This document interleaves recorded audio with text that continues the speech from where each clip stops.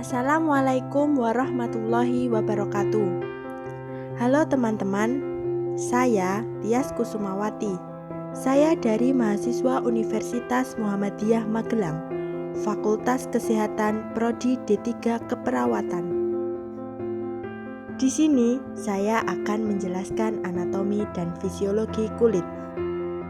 Kulit merupakan organ terluar pada tubuh manusia yang memiliki berbagai fungsi, diantaranya sebagai pelindung fisik dari sinar ultraviolet, melindungi otot, tulang, ligamen, pembuluh darah, sel syaraf, serta organ di dalam tubuh. Kulit juga sangat berperan terhadap daya tahan tubuh untuk melindungi diri dari kuman berbahaya. Bagaimana kulit menjalankan fungsinya? Kita perlu memahami struktur dari kulit berikut ini. Struktur kulit terdiri dari 3 bagian utama, yaitu 1. Kulit epidermis, 2. Kulit dermis, 3. Hipodermis. Epidermis. Epidermis merupakan bagian kulit paling luar yang sebagian besar terdiri dari epitel squamosa yang bertingkat mengalami keratinasi yang tidak memiliki pembuluh darah.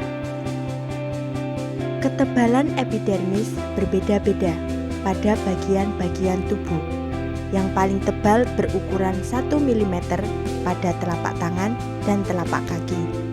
Dan yang paling tipis berukuran 0,1 mm terdapat pada kelopak mata, pipi, dahi, dan perut. Sel-sel epidermis disebut keratinosit. Epidermis terdiri atas 5 lapisan, dari lapisan yang paling atas sampai yang paling terdalam. 1. Stratum corneum.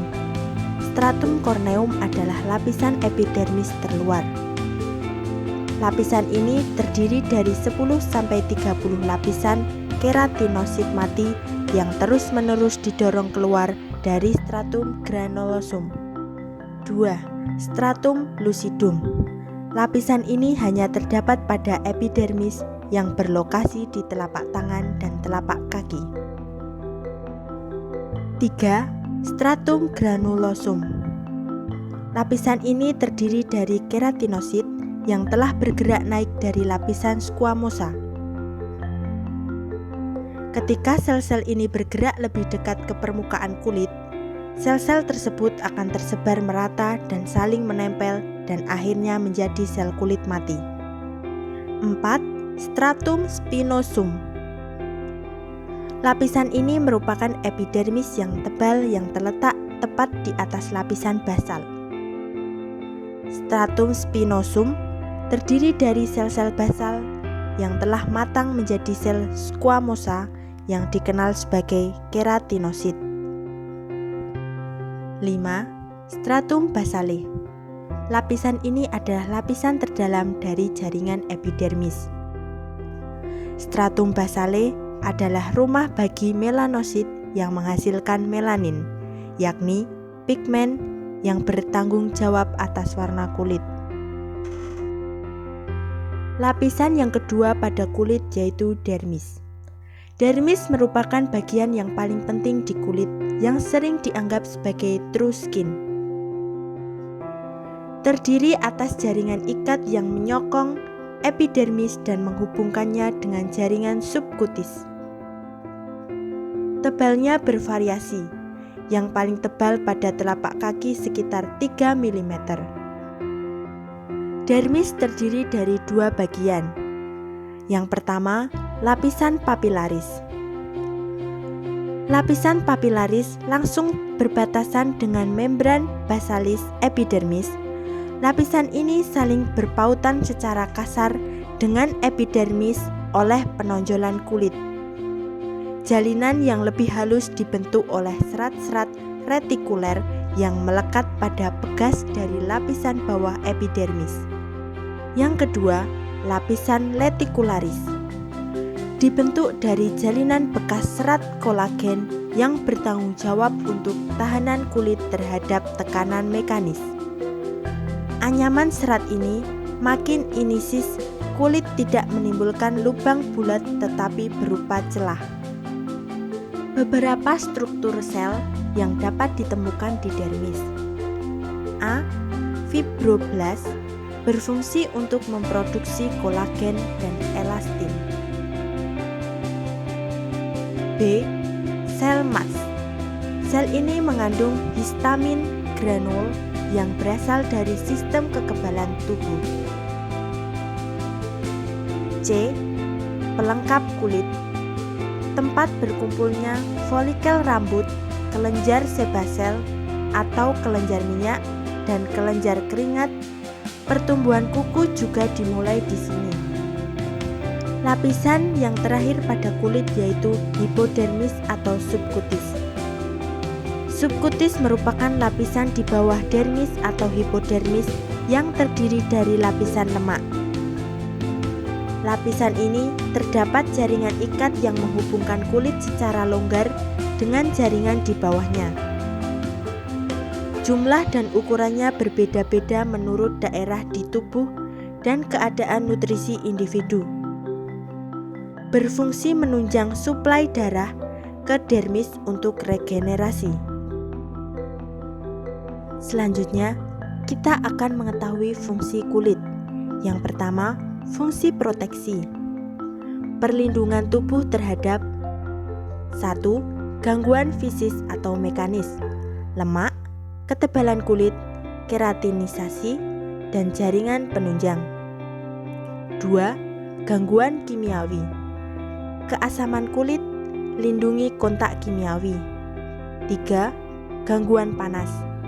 Melanosit, perlindungan terhadap radiasi ultraviolet. 4. Infeksi. Kesamaan kulit hasil ekskresi keringat dan sabun. Fungsi yang kedua yaitu absorpsi. 1. Penyerapan cairan mudah menguap dan larut lemak. 2. Permeabilitas kulit terhadap O2, CO2, dan uap air. 3. Absorpsi dipengaruhi oleh ketebalan kulit, hidrasi, kelembapan, metabolisme, dan vehikulum. 4. Absorpsi melalui celah antara sel, menembus sel epidermis atau muara kelenjar. Yang ketiga, fungsi ekskresi. Yang pertama, hasil kelenjar, keringat, sebum. Yang kedua, sisa metabolisme, NaCl, asam urat, dan amonia. Fungsi yang keempat yaitu persepsi. Terdapat ujung syaraf sensoris di dalam subkutis. 1. Badan Ruffini dapat merasakan sensasi panas. 2. Badan Krause merasakan sensasi dingin. 3. Badan Meissner dan Markle-Ranifer merasakan sensasi raba. 4. Badan Patch ini merasakan sensasi tekanan. Fungsi yang kelima yaitu termoregulasi. Keluar keringat dan kontraksi otot pembuluh darah kulit. Fungsi yang keenam yaitu pembentukan pigmen. Melanosit di lapisan basal. Fungsi yang ketujuh yaitu fungsi pembentukan vitamin D. Kemampuan mengubah 7 hidroksi kolesterol dengan bantuan sinar matahari. Fungsi yang kedelapan yaitu menjaga suhu tubuh. Kulit dapat merespon naik atau turunnya suhu tubuh yang dikirimkan berupa sinyal dari otak. Setelah mengetahui fungsi-fungsi kulit, kita akan mengetahui kerusakan kulit. Yang pertama, hiperpigmentasi atau bintik-bintik pada kulit. Yang kedua, penebalan kulit. Dan yang ketiga, kulit kasar. Dan yang keempat, kerutan pada kulit. Yang kelima, keganasan kulit. Demikian materi yang dapat saya sampaikan mengenai anatomi anatomi dan fisiologi kulit, jangan lupa like, komen, subscribe, dan terima kasih. Wassalamualaikum warahmatullahi wabarakatuh.